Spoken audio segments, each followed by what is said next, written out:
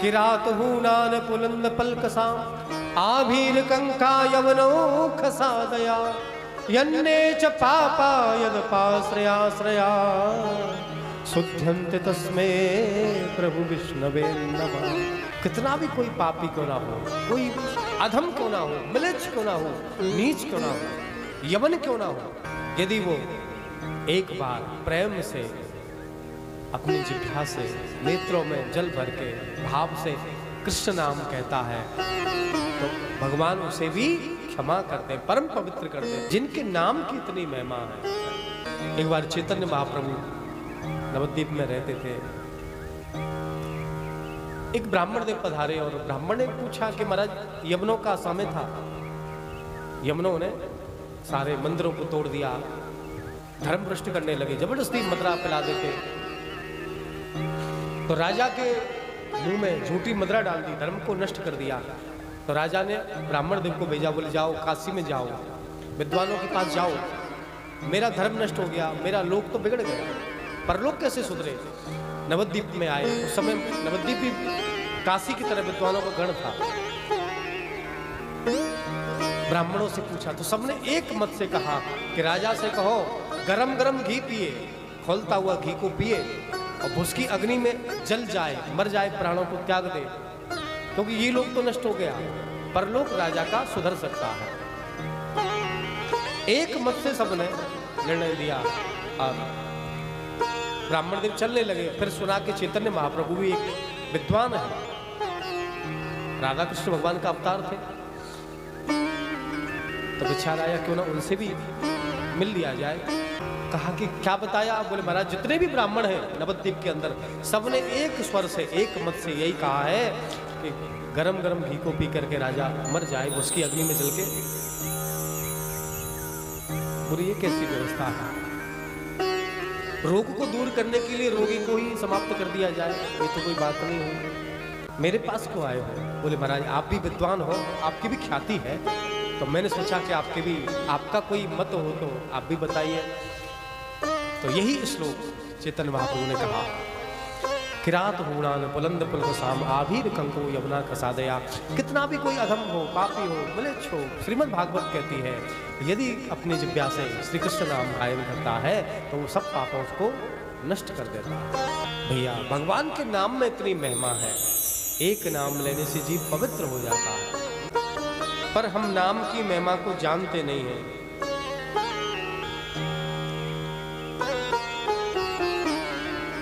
हमें विश्वास नहीं होता। गोस्वामी महाराज को विश्वास था,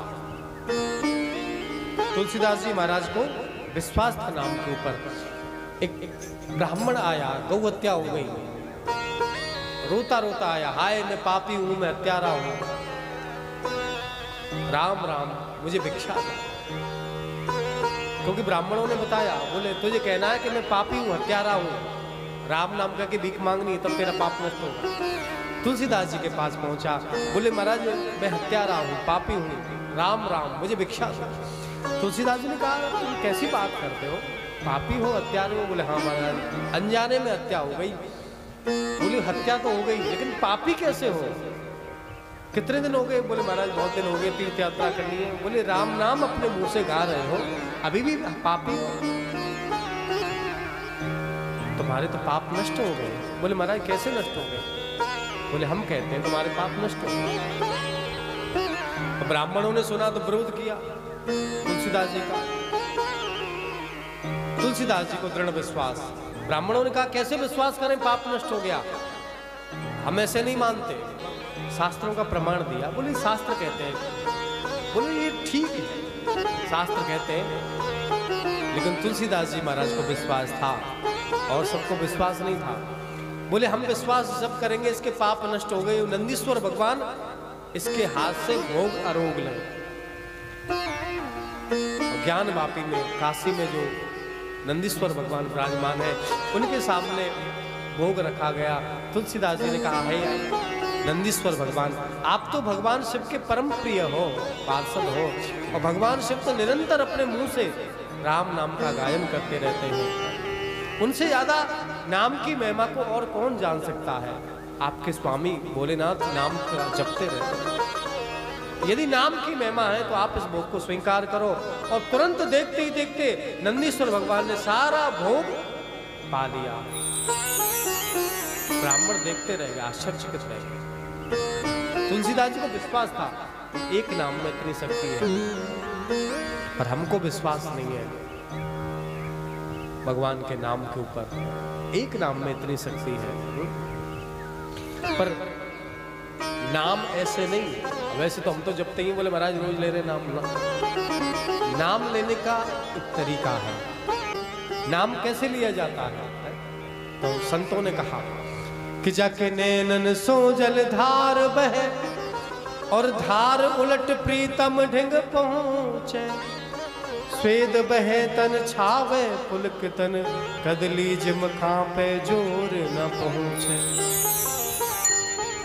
का कह के गद गद होवे कृष्ण नाम की कहन बार न पहुंचे। नाम कृपा भई तब ही जानो प्रेम दशा जब बात पहुंचे।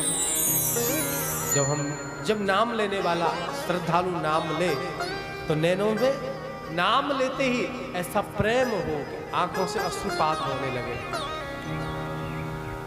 और वो धारा अपने प्रीतम तक पहुंच जाए। तन पुलकित हो जाए, कंठ आवाज मुंह से नहीं निकल पाए, कंठ अवरुद्ध हो जाए, शरीर में कंप होने लगे, कांपने लगे प्रेम में शरीर। का कहते ही आनंद में भर जाए। कृष्ण नाम तो ले ही नहीं पाए पूरा, क्योंकि प्रेम की ये दशा है। ऐसी स्थिति जब होती है, नाम कृपा भई तब ही जानो, तब समझो कि नाम की कृपा हमारे ऊपर हो गई। नाम महाराज ने हमारे ऊपर कृपा कर दी। ऐसी प्रेम की दशा जब हो जाए और ऐसा नाम यदि एक बार भी लिया जाए तो जीव का कल्याण हो जाता है। एक नाम लेने से ही